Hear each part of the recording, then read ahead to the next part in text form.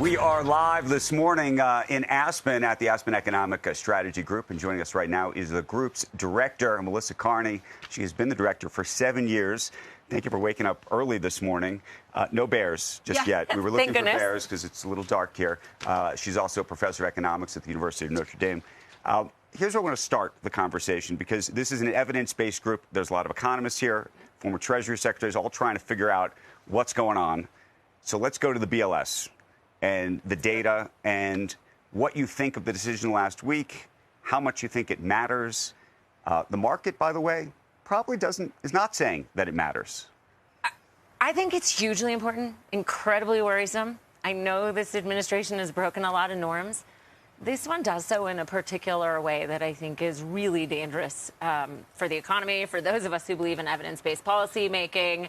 The idea that the president demanded the dismissal of a technocrat, the head of an agency, because he didn't like the official government statistics coming out of that agency is something I never would have expected to see from the United States. I mean, businesses, investors, policymakers, we depend on data that we understand is produced by an objective, non-political process. And to threaten that is really unprecedented in this country, in modern democracies, and is really deeply worrisome to me. So we're going to be talking to the president in literally, I think, about 40 minutes from now. Yeah. What would you want to know about that decision? Because he did say he did say that he believes that these numbers are rigged, but he also believes that the numbers are wrong, and that BLS has done a poor job of modernizing its systems, and that we've had this sort of consistent set of revisions. That's what he said publicly, and I'm curious.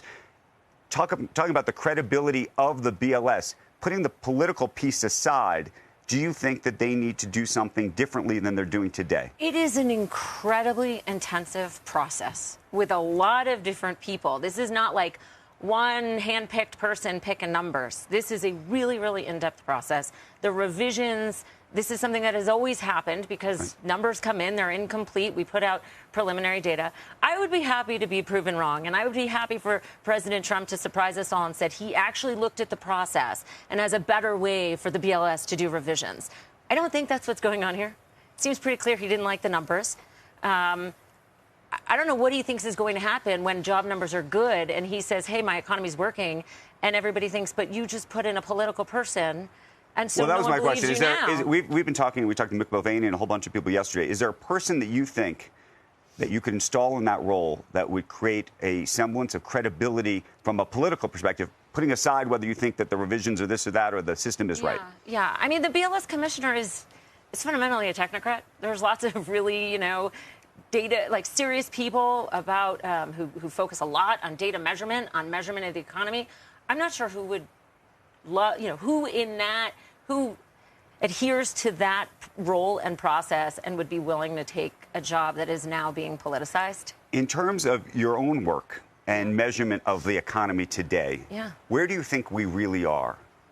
And where do you think we are relative to the way the markets think we are? Real economy. Look, wage growth has been strong for many years. I mean, there's a lot of good things. Household income has been growing for many years, including among households at the bottom. The economy's been, in my view, remarkably resistant to all of these shocks. We came out of the pandemic resistant. It's been remarkably resistant to the imposition of tariffs. I mean, I can't help but always worry that it's like, okay, well, now we're going to start to see weaknesses. I'm impressed by the resilience. Having said that, there are real issues that frustrate millions of Americans in their daily lives. We see that in the data, too. We know that millions of Americans are burdened by rising and high healthcare costs, housing costs. So despite the strengths and resilience of the economy, there are real domestic pressures on American households that we as a country and we'll be talking about in this group that we actually need to make progress on. Well, let me ask you a question about that, because one of the big conversations here is how do you deal with poverty? How do you deal with all of the issues in this country? However, it also has to, there's a big budget question, which is that our budget is too big. And so how do you do both at one time? By the way, the president's now talking just on Sunday about this idea of creating a dividend from the tariffs for lower and maybe middle income people. I don't know where you would sit with that. Look, the tariffs are a source of revenue. And we need more revenue because we have a spending issue. Congress just passed a major piece of domestic legislation that adds $3 to $4 trillion in debt, $3 to $4 trillion over the next 10 years, depending on the estimate you want to use. The tariffs will offset some of these increased costs. They're not bringing down costs. The massive cuts in spending in the bill keep the incremental increase to the debt from getting even bigger, but it doesn't bring down the debt.